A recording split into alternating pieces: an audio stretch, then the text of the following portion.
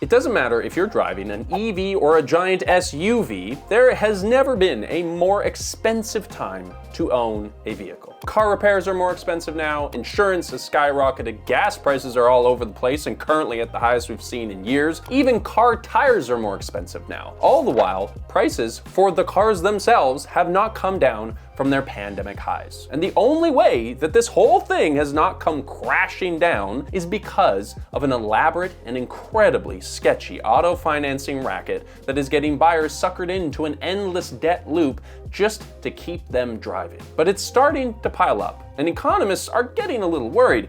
Nearly a quarter of people with car payments are paying over $1,000 a month, and in the total of the debt that we're talking about, it's $1.66 trillion, folks. That is a lot of money. And a lot of these numbers are resulting in a record level of repossessions and delinquencies. So things are looking bad for people, but it's also looking bad for the auto industry as a whole somehow. Because spending power isn't the only thing that's threatening to disrupt the US auto market right now. We've also seen a Chinese EV revolution that is flooding the global market with high quality, affordable EVs that US markets just can't compete with. We have seen some attempts from domestic automakers to meet this demand for more affordable products, but we will really have to see how those play out. But here are some things we know for sure. We're definitely not gonna get better public transit. We're not gonna get more walkable cities. But whatever comes out of this is going to massively disrupt what car ownership looks like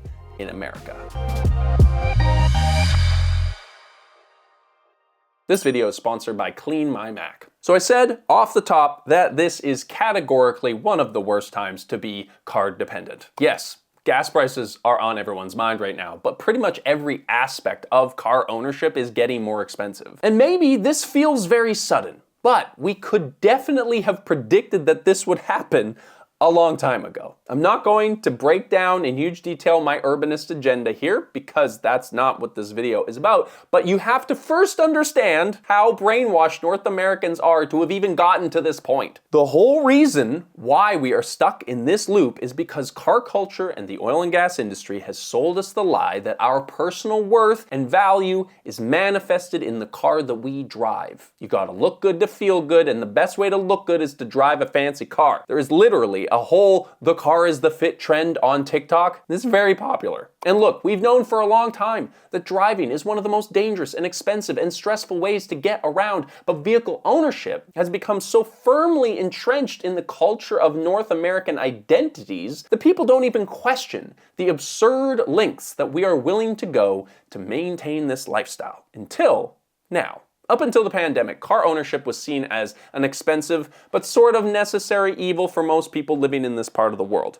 But during the pandemic, we saw the auto industry explode due to supply chain issues and increased demand, and things really have never gone back to normal. New and used car prices jumped through the roof, and the industry was making more money than it had ever made in years. But the worst part is that around the same time that prices were going up, quality started going down. This J.D. Power study sources an increase in tech and the multitude of engine options as some explanation for this quality decrease, but also major auto industry consolidations have just removed a lot of the incentive for these companies to keep improving. More Perfect Union made a great YouTube video about how Stellantis production got so sketchy during the pandemic, all while selling cars well into the 6 digits. And look, this is a bad situation. For generations, we have seen America become more and more and more car dependent, and now the entire country has made it so that there's really no other choice. And the prices are going up, and the reliability is going down. And the worst part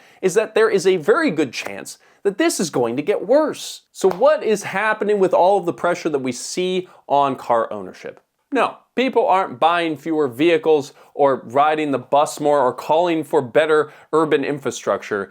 They are going further and further into debt. A lot of this debt is happening because people are buying new cars and transferring some of that debt from their previous vehicle into the debt on their new vehicle. And maybe I need to remind you that you shouldn't upgrade your car unless you really need to, and you shouldn't upgrade your tech before you need to either. And that's why we're stoked to be sponsored by Clean My Mac. We live in a very tech-dependent world, and there is a big issue plaguing our tech right now, and that is causing people to upgrade unnecessarily, and that is storage. Now, back in the day, when I first started making videos on YouTube, I was doing huge edits on my old school MacBook. It was very, very underpowered for what I was doing probably. And because I couldn't afford a new fancy expensive MacBook, I used Clean My Mac to keep the one I had running as smoothly as possible. I used Clean My Mac regularly to save space and clear redundant files because your Mac should keep up with you, not the other way around. Clean My Mac is your ultimate solution for Mac control and care,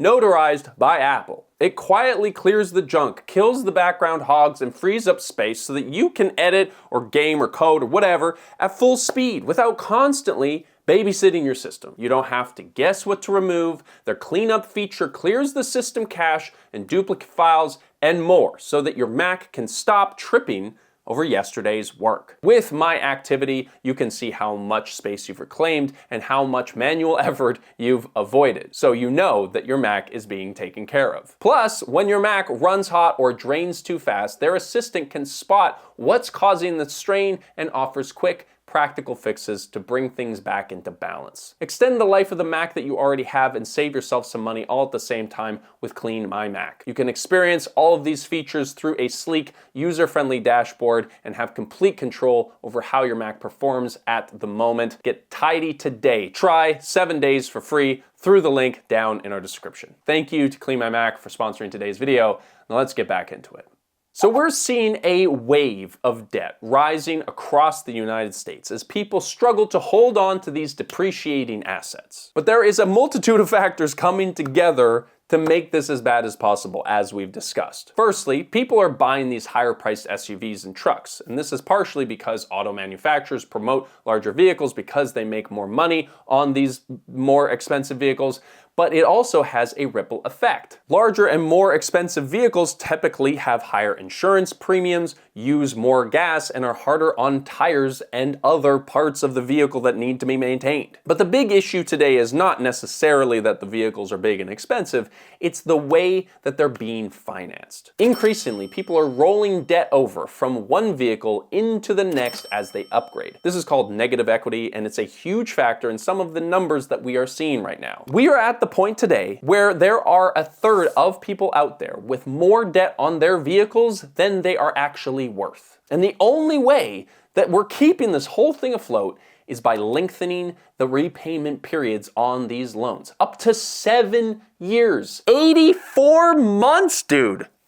That's so long for a car. And okay, it is easy to judge, right? You know, this seems crazy. Why would anybody do this? Well, let me paint you a picture. Let's say you bring your 5-year-old Ford F-150 in for a service, but when you go to pick it up, there is a bill for $4,000 to get something fixed. But the salesperson tells you that you can avoid this repair bill if you trade in your old truck for a new one. The pitch here is that with these new 84-month-long financing periods, you're actually going to end up paying only $100 more per month, and now you'll have a brand new truck. Plus, you don't have to deal with that pesky repair bill that they told you about earlier. Now, this sounds scammy, but nowadays, it is not unheard of for dealerships to straight up turn away clients who want to pay in cash. This is sometimes called forced financing, and it happens because sellers make commissions off of these financing deals. We made a whole other video about car dealerships a few years back, so if you want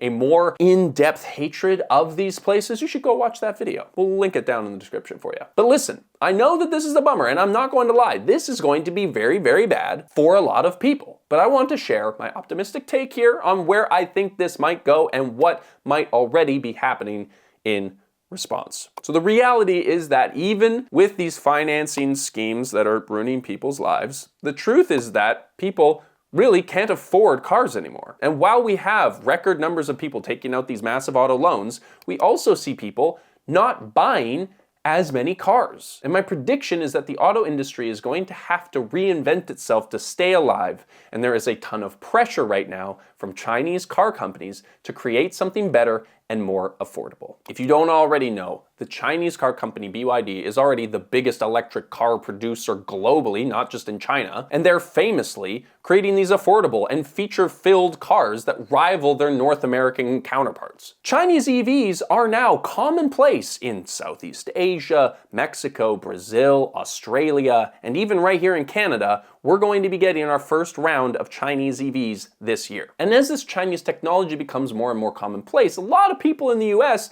are going to start to ask why the rest of the world can have these affordable high-end cars and they are stuck with poorly built, overpriced Jeeps that still rely on old dinosaur bones. The US, you can't get a Chinese EV in the US, and I don't think we're ever gonna get them until like the country collapses. Is it like a different situation in Canada? Dude, I wish I had just like a car channel sometimes, because I do find this very subject super interesting. This year, Canada is going to be getting 49,000 EVs, I think, from China it is. I think it's going to be one of the most disruptive things to happen to the auto industry in a very long time. Not just because we're going to see a bunch of people in quote unquote North America driving these Chinese EVs, because Mexico's had these cars for a long time, but it hasn't sort of had the same kind of impact, I guess. But what this means is that the two countries that America relies on to make their American cars are now both going to be consuming and using Chinese car technology, which is going to disrupt their own automotive industries. There's going to be so much pressure on the United States to either adopt or innovate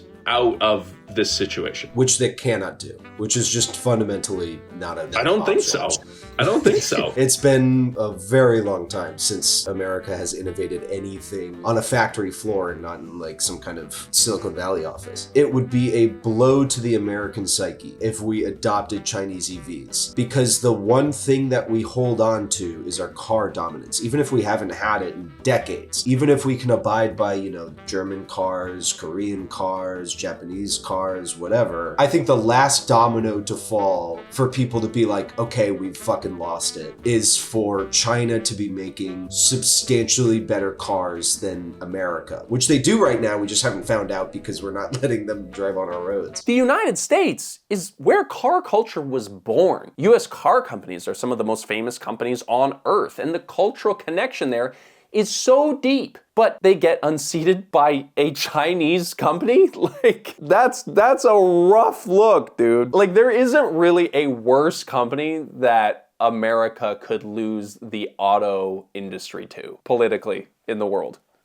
Especially right now. Now, I think that the smartest thing that the United States could do in response to this new EV phenomenon is to actually move away from cars. Refocus all the industrial capacity from the auto industry into domestic transportation expansion. Imagine if they didn't need Chinese EVs in the way that they do right now, you know? The reality is that these Chinese EVs represent a much bigger threat to places like the US because they are so car dependent. Now, of course, these cars will disrupt all auto manufacturers who can't compete on their level, but especially in the US, this could completely upend a generational stronghold that this industry has had for the last, like, 70 years, 80 years. I don't know how long we've been making cars in this part of the world for. But wouldn't it be just so great if they expanded the train lines, you know, restructured urban areas to make them more walkable, built some public transit that didn't suck? I mean, there are very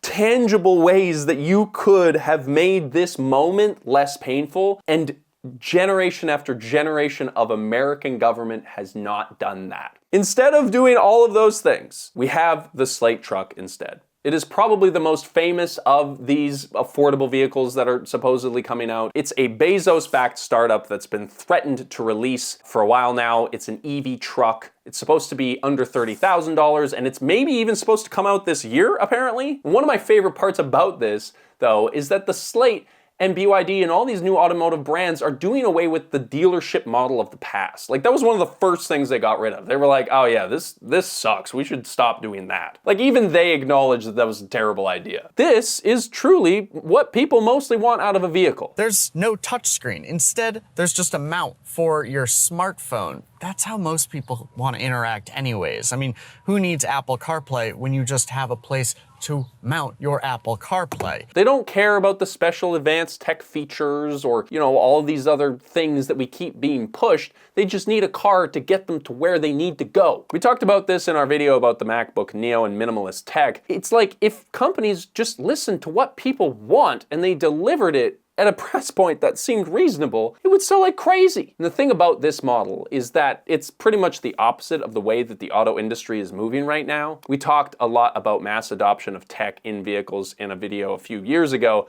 but it bears repeating that new cars are becoming so unbelievably complicated now that they're very hard to fix, even when you take it to a professional. Not all mechanics want to invest in the computer diagnostic technology they need to work on new car systems. And the newest of new car systems are being set up to only share information with the car dealer that built it in the first place. This is supposedly for copyright and security concerns, but it's mostly to get more control. It turns out that car repair is an incredibly competitive market, and dealerships have started to refuse to allow outside repair for certain vehicles, forcing consumers to bring their cars back to the dealership for servicing. This is all in a plan to make cars more of a subscription rather than something that you directly own. And as Lou pointed out in one of our calls, I don't think that EVs from China are going to be more repairable. It's funny for us to come to this conclusion about obviously the Chinese EVs are so much better and obviously we're moving towards the Chinese EVs. But then also in our last script on the old cars versus new cars, our whole thing was the lack of repairability.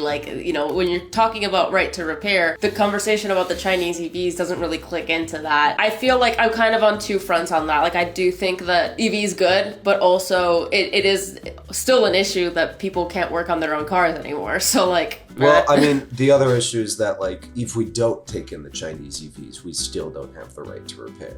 We've lost that. That's gone. That's done. Yeah, you're fucking cooked either way. We may see a division here where we have affordable, repairable vehicles on one hand and high-end, tech-focused products on the other. But the reality is, regardless of what happens here, the US auto market has to adjust. They have to pick a lane and go with it because they're being outrun in the EV market and they have completely neglected the more affordable end of the car spectrum, which is probably going to get taken over by some other company. We are at a very interesting point in the car ownership journey here in North America, because as people start to actually weigh out the costs of car ownership, they're going to start making different choices. Perhaps a Chinese EV is actually the thing that you need in your day-to-day life. Or perhaps a more affordable domestic option is going to appear and take over the industry. Who knows? But regardless of what happens, we know that change is coming. And if you want to stay up to date on all the consumer trends that are going on in our crazy world, make sure that you're subscribed and you'll see another episode right here on this channel every single week. Thank you so much. See you next time.